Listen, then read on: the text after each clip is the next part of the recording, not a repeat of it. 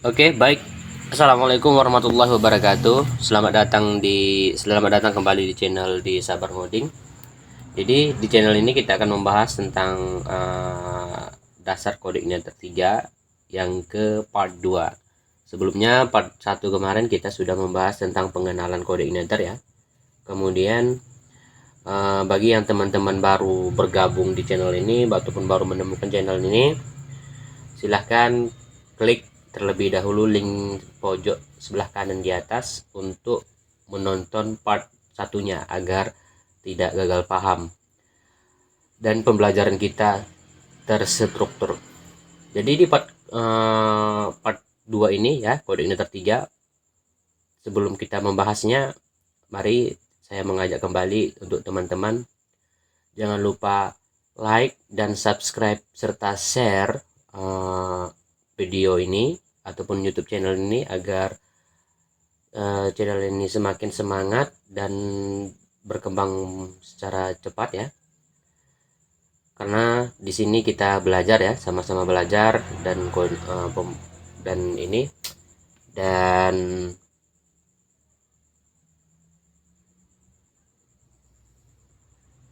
channel ini akan membahas tentang dasar-dasar pemrograman ya, ataupun dasar-dasar framework ya. Nanti kita bahas dulu dasar frameworknya. Misalnya yang kita akan gunakan framework kode ignitor 3. Nanti ini di sini kita bahas dulu dasar kode ignitor 3 itu seperti apa, strukturnya bagaimana, kemudian teknologi apa yang diterapkan pada kode ignitor 3 itu. Nah, setelah kita bahas dasarnya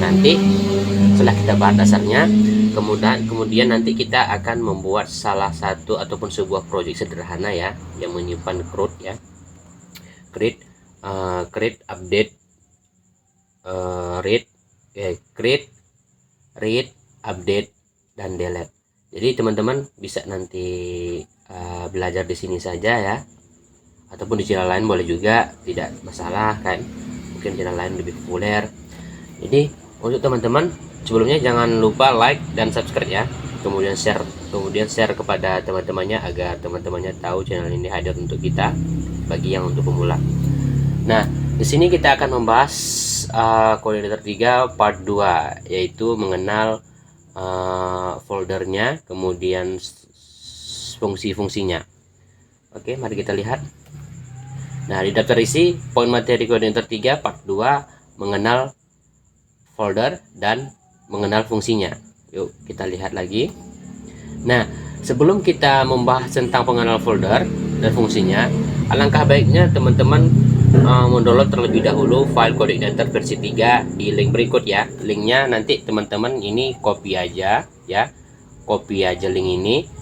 Nanti teman-teman buka browser ya, baik itu Chrome ataupun Firefox ya. Jadi teman-teman buka di browsernya ini, pastikan buka, nanti secara otomatis diarahkan langsung ke folder kode ignitor dan klik sekali baru nanti download di situ ya teman-teman ya. Download kode ignitornya terlebih dahulu. Nah, kemudian pengenalan folder dan fungsinya.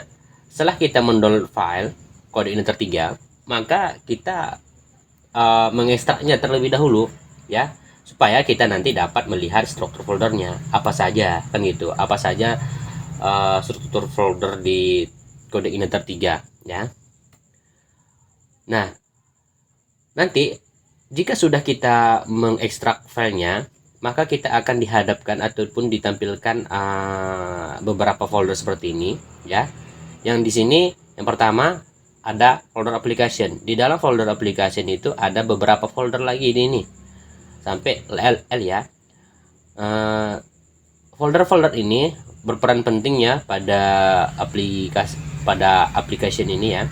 Ada cache, ada config, controller, core, helper, hooks, language, libraries, looks, models, third party, kemudian views ya. Jadi di sini adalah beberapa struktur folder yang ada di application. Kemudian yang kedua ada di sistem ya, ada folder sistem, kemudian ada di user guide. Nah teman-teman, jadi tidak semua folder yang akan kita bahas ya Jadi ada beberapa folder saja yang akan kita bahas, mengingat yang memang digunakan itu ya tidak semuanya ya. Karena sebagian ada memang sudah default dari mesin coordinatornya, jadi tidak boleh diganggu ya, ataupun biarkan bawaannya saja. Nanti untuk folder yang kita konfigurasi nanti itu yaitu adalah config, controller, models, dan views. Kalau nanti libraries ini sama helper ini nanti opsional ya, mana tahu nanti kita butuhkan ya kita bahas ya. Sepertinya nanti ini helper sama libraries ini nanti kita bahas pada saat kita membuat proyek sederhana ya. Oke teman-teman, kita lanjut. Nah, seperti yang saya bilang tadi, kita tidak akan membahas semua folder yang ada di coordinator ya. Jadi yang kita bahas nanti folder config, controller, models, view. Karena kenapa? Nah, yang 4 inilah yang biasa dikonfigurasi oleh para programmer ataupun ketika kita membuat suatu project menggunakan coordinator.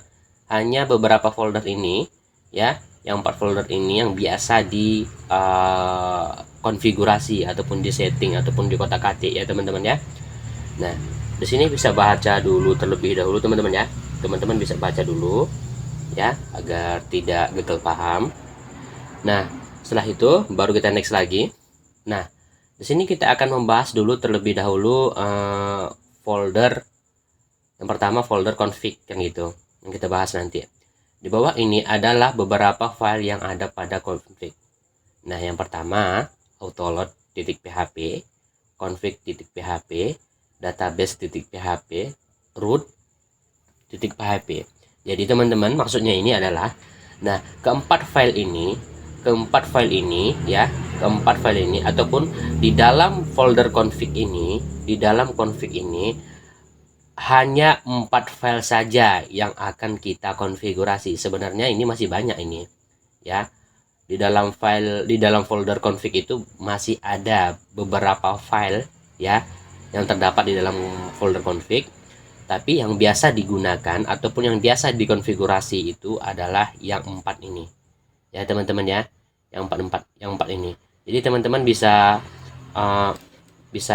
baca-baca ya ataupun cari-cari di referensi yang lain ya. Mungkin di video kali ini kurang memuaskan bagi teman-teman, nanti bisa teman-teman baca-baca sendiri ya. Di Google itu banyak ya. Karena di sini kita belajar ya, jadi saya juga belajar, sama-sama belajar kita ya teman-teman ya. Kita next. Nah, yang kita bahas dulu adalah file autoload.php. Nah, apa ini .php kan gitu. Kalau dia bahasa pemrograman itu pasti di ujungnya ada ekstensinya ya. Ini namanya ekstensi ya. Ekstensi pada sebuah pemrograman ketika kita membuat sebuah file ya. Misalnya kita menggunakan bahasa pemrograman PHP. Nah, kita buat suatu file ya. Jadi harus memiliki setelah nama file kemudian titik baru masukkan ekstensi PHP-nya. Itu harus ya teman-teman ya, agar si sistem nanti mengenali file apa yang kita gunakan ataupun bahasa apa yang kita gunakan kan gitu. Misalnya nanti ada JavaScript kan gitu. JavaScript. Jadi setelah nama file titik nanti di ujungnya pasti ada JS gitu. Kalaupun CSS gitu juga nanti ada CSS di ujungnya. Walaupun Python juga gitu juga. Python gitu juga. Setelah nama file baru nanti ada ekstensinya PY gitu ya. Ini ekstensinya teman-teman ya, karena kita menggunakan bahasa PHP jadi ujungnya ini ekstensinya kita gunakan PHP. Oke, kita bahas dulu autoload ya. Nah, autoload berfungsi sebagai untuk mengatur beberapa fungsi yang akan dijalankan secara otomatis pada saat program dijalankan. Fungsi tersebut adalah sebagai berikut. Nah, ada package, kemudian libraries, drive, helper, files, custom config files, kemudian ada language file, kemudian selanjutnya ada models. Jadi Di dalam file autoload ada beberapa fungsi ya, ada sampai 7 fungsi ini yang akan digunakan pada sebuah autoload ya, di dalam file autoload. Nah, jadi di sini juga kita tidak akan menggunakan semuanya ataupun tidak kita konfigurasi semuanya. Jadi kenapa saya masukkan semuanya fungsinya, karena tapi kita tidak membahas semuanya. Nah, agar teman-teman tahu aja ini ya, di dalam autoload itu fungsinya ada beberapa ini ya. Nah, yang kita bahas nanti ada libraries, kemudian ada helpers ya. Kalau model ini dia opsional, kita bisa langsung dimasukkan di autoloadnya ataupun kita buat cara manualnya aja boleh ya. Itu nanti kita kondisikan ya teman-teman ya. Tapi yang lebih dibahas nanti itu yang kita gunakan sering adalah ini libraries kemudian helper ya teman-teman ya. Paham dulu teman-teman ya, berarti di dalam file autoload ini ada beberapa fungsi seperti ini ya. Nah, kemudian kenapa kenapa harus ada seperti ini ya, nanti ketika kita membuat sebuah project, maka apa yang kita butuhkan seperti session, validasi kan gitu kan. Nah, dan lain-lain nanti itu ditaruh di sini di autoload. Nah, agar si autoload bisa menjalankan apa yang kita konfigurasi tadi secara otomatis. Jadi kita gini, kita tinggal masukkan sekali, taruh di folder di file autoload ini, nanti secara otomatis nanti kan dia begini, secara otomatis nanti si autoload ini akan menjalankan apa yang kita masukkan seperti yang saya bilang tadi, session kemudian validasi, hanya sekali masuk, tapi dia secara otomatis akan terpakai semua gitu. Kapanpun kita mau dia akan terpakai, kita tidak perlu buat ulang lagi gitu, dia menjalankan secara otomatis. Nah, kurang lebih seperti itu teman-teman ya untuk autoload. Jadi kalau teman-teman nanti ada saran ataupun ada ilmu yang lebih tahu kan, ataupun teman-teman lebih tahu, ataupun teman-teman sudah dapat dari ini ya, dari sumber-sumber lain, bisa komen di kolom komentar biar kita sama-sama belajar ya teman-teman ya. The next. Nah, kemudian yang kedua ada config, ada file config ya, ada file config. Nah, file ini berfungsi untuk melakukan beberapa konfigurasi pada saat menjalankan sebuah program. Ada beberapa hal yang harus diperhatikan pada saat melakukan konfigurasi seperti. Nah, ada nanti di file config ini ada fungsinya ini ya, ada 1, 2, 3. Sebenarnya masih banyak, tapi kita hanya saja membahas 1, 2, 3 yang ini aja ya. Nah, di sini di poin 1 atau fungsi 1 base URL. Di sini di base URL ini kita akan memasukkan link ya ataupun alamat website kita ya, localhost. Misalnya saya contohkan https //localhost belajar ngoding kan gitu kan. Nanti kita masukkan di sini teman-teman, kita kopikan. Nah, untuk apa dimasukkan di sini? Agar inilah yang akan menjalankan untuk masuk ke sistem kita ya ataupun website kita ini nanti ya, kita sertakan linknya di sini nanti ya teman-teman ya. Nah, kemudian config index page ini, nah ini sebenarnya tergantung konfigurasi kita ya. Kalau saya biasanya agar si default kode igniternya tidak terbaca ataupun kita berhentikan sementara, ini alangkah baiknya kita hapus, kita kosongin aja nanti ya. Nah, fungsinya ini mengambil bawaan dari kode igniter ya. Kalau kita nanti tidak hapus ini, maka nanti akan muncul di sini ketika kita masukkan linknya, ini kita tidak hapus kan, jadi begini nanti, welcome to code igniter gitu. Jadi dia masih bawaan dari kode igniter ya. Jadi ini perlu kita hapus agar file website kita ataupun link yang ingin kita tampilkan itu sesuai dengan keinginan kita.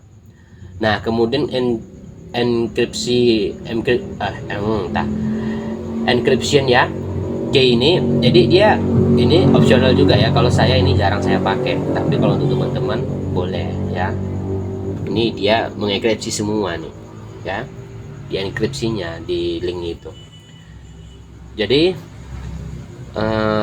untuk konflik sudah.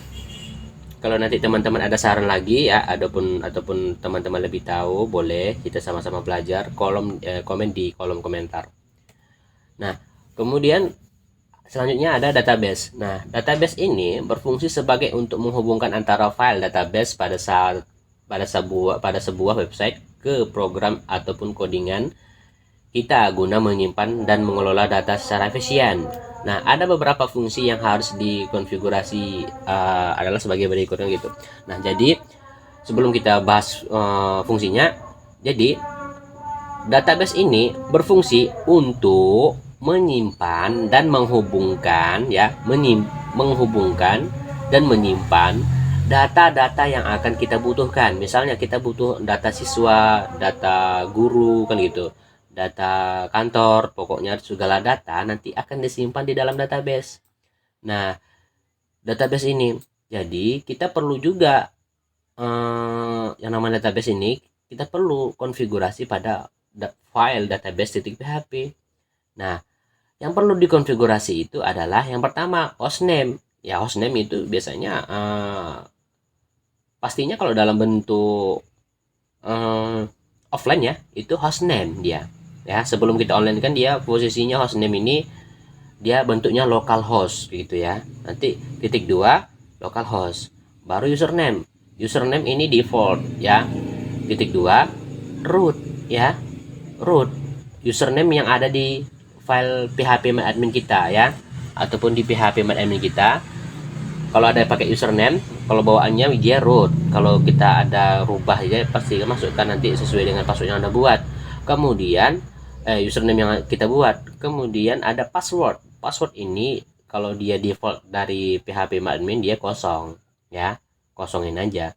Baru nanti database-nya. Database ini nama database kita, file database kita. Misalnya di php-admin di php-admin itu kan kita buat nama database kita, nama database kita adalah DB kampus, DB sekolah kan gitu kan. Nanti kita sertakan di sini agar si database ini terhubung dengan file terhubung dengan PHP admin kita ya, teman-teman ya. Nah, masih di dalam folder config. Jadi yang keempat adalah routes ya. File ini berfungsi untuk mengatur jalur rute yang digunakan untuk mengakses sebuah website. Berdasarkan link yang digunakan, berikut adalah barisan kode yang harus dikonfigurasikan gitu. Jadi route ini dia berfungsi untuk membuat sebuah alur ya, ataupun membuat sebuah jalan ya, sebuah jalan untuk menentukan website pertama, halaman apa yang akan diakses kan gitu. Kalau kita masukkan linknya itu belum cukup saja ya, belum cukup, perlu harus juga kita konfigurasi di rootnya biar nanti si root ini mengarahkan ketika akses linknya sudah diakses dia harus tampil kemana gitu ya. Jadi misalnya nanti begini, ada dua tampilan website ya, ada back end dan ada front end. Nah, kalau dia ada dua tampilan, ketika orang nanti mengakses link itu, contohnya kita buat portal berita, itu biasanya dua tampilan ya. Portal berita itu dua tampilan, ada untuk back end untuk si pengelola websitenya, kemudian front end untuk si user membaca ataupun masyarakat umum membaca. Jadi, nah, kenapa dibutuhkan routes ini?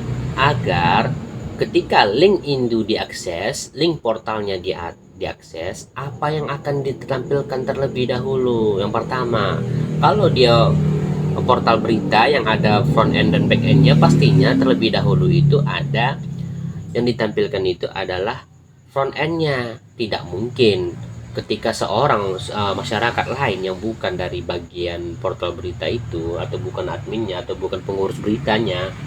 Nah, misalnya saya contohkan masyarakat umum itu. Nah, si A mengakses link ini, tidak mungkin dia langsung masuk ke from loginnya kan gitu. Untuk masuk ke backendnya itu tidak mungkin ya. Pastinya dia niatnya untuk membaca ya, dan dia tidak terdaftar di website tersebut. Dia hanya saja membaca berita kan gitu. Jadi si root ini dia akan mengarahkan dulu ke front endnya, baca beritanya. Nah baru nanti kalau untuk back endnya itu ya pihak adminnya ya, ataupun pihak pengelola beritanya, mungkin ada link yang kedua gitu. Gitu ya teman-teman ya, diarahkan ya. Kemudian untuk ini biar saja ini default ya, opsional ya. Kemudian ini juga dia tidak usah dikonfigurasi saja, tapi yang ini aja, yang ini, yang nomor satu ini ya. Oke teman-teman, lanjut. Nah yang kemudian yang kedua ada folder controller. Tadi kita bahas yang pertama itu folder config kan gitu teman-teman. Jadi yang kedua ada folder controller. Ya, folder controller merupakan yang berfungsi untuk menyimpan beberapa file controller yang berfungsi untuk mengatur proses aliran data yang dibuat. Nah, seperti yang di part 1 kemarin yang kita bahas. Nah, si controller ini dia membuat sebuah skema ya untuk menghubungkan antara agar saling terhubung ke views, saling terhubung ke models. Jadi dia yang mengatur ya, mengatur bagaimana mekanisme berjalannya suatu website ya, ataupun aplikasi ya. Nanti si control ini akan menghubungkan ke model ini, dia nanti mau transfer data, jadi harus ada jembatan yang namanya folder controller ya. Jadi nama jembatannya itu adalah controller. Jadi ketika nanti si model ini mau mengirim data ke views, jadi harus melalui dulu ke si controller, baru nanti si controller mengatur, package, membungkus ya, baru nanti dikirimkan ke si views. Baru si views nanti menampilkan datanya dalam bentuk grafik ya, ataupun graphic user interface ataupun GUI ya teman-teman ya. Nah kemudian yang kedua ada models ya. Models ini merupakan folder yang berisikan beberapa file yang memiliki ekstensi .php dengan diisikan byte pada program berfungsi pengolahan data. Nah, sebelumnya sebenarnya model ini sudah kita bahas juga di part 1 ya. Jadi di fungsinya untuk si models ini nanti kita ada beberapa file ya, hal yang harus disimpan pada model yang agar saling terhubung ke database. Misalnya portal berita ada untuk umum, jadi untuk menghubungkan table pada database itu harus juga melalui models ya. Kemudian nanti ada berita bola. Nah berita bola ini beda juga tablenya kan gitu. Jadi antara table ke table itu harus ada saling terhubung. Jadi si models ini nanti membuatkan beberapa file ya, seperti yang saya bilang tadi. Nah untuk mengambil datanya masing-masing agar menyusun raknya gitulah, rak celana, rak baju gitu ya teman-teman ya. Kemudian ada viz ya. Viz ini dia seperti yang saya bilang tadi, ketika dia meminta data ya, ini sesuai dengan permintaan. Misalnya si user mau meminta data, tampilkan data portal berita. Jadi si user mengklik di situ ya, menu berita bola. Nah maka secara otomatis si controller akan mengarahkan ke si model. Nah si model inilah nanti menyiapkan data apa yang dimaksudnya di requestnya tadi kan, apa yang di request tadi. Jadi si model ini menyiapkan berita bolanya. Setelah disiapkan baru dikirim lagi ke model, dikirim lagi ke controller, kemudian controller melanjutkan ke views. Nah begitu ya. Kalau di dalam kehidupan sehari-hari kita anggaplah itu ini restoran kan gitu. Misalnya si views inilah sebagai pelanggan kan gitu. Nah si views pelanggan memesan makanan nasi goreng, nah melalui pelayan. Nah si pelayan ini kita katakan controller inilah sebagai pelayan. Jadi si views ini memesan, saya mau nasi goreng loh, nah kan gitu. Nah pada si controller ya. Kemudian si pelayan tadi ataupun controller pergi ke dapur. Nah, nasi goreng siput satu untuk meja sekian kan gitu kan. Nah, maka si modal ini sebagai kokinya, maka si modal harus menyiapkan nasi goreng plus seafood kan gitu kan, nasi goreng seafood. Nah, disiapkan si modal inilah sebagai koki, disiapkannya. Setelah siap, nasi goreng seafood sudah siap. Nah, maka si pelayan tadi controller mengambil makanannya dan dihidangkan ke viewsnya. Jadi begitulah dia teman-teman ya, untuk penjelasan sederhananya. Sebenarnya ini sudah saya bahas kemarin di part 1 ya. Nah, oke teman-teman. Ya, mungkin cukup sekian, sampai di sini saja ya pertemuan kita pada part kedua ini, mengenal struktur folder dan fungsinya di Codeigniter ya. Di part 2 ini, kalau ada pertanyaan ataupun ada saran ya teman-teman ya, silahkan komen di kolom komentar. Di sini sama-sama kita belajar ya teman-teman ya. Saya juga belajar ya, agar ilmu saya tidak lupa. Jadi saya buat tutorial ini bagi untuk pemula. Mungkin bagi pemula belum mengenal apa itu Codeigniter ya, khususnya mahasiswa ya, mahasiswa baru gitu. Jadi teman-teman bisa kunjungi situs ini ya, ataupun channel ini ya. Kalaupun ada nanti saran ataupun penjelasan saya amburadul ya, mohon dimaklumi aja teman-teman ya. Saya juga baru latih-latih teman-teman, melatih ya.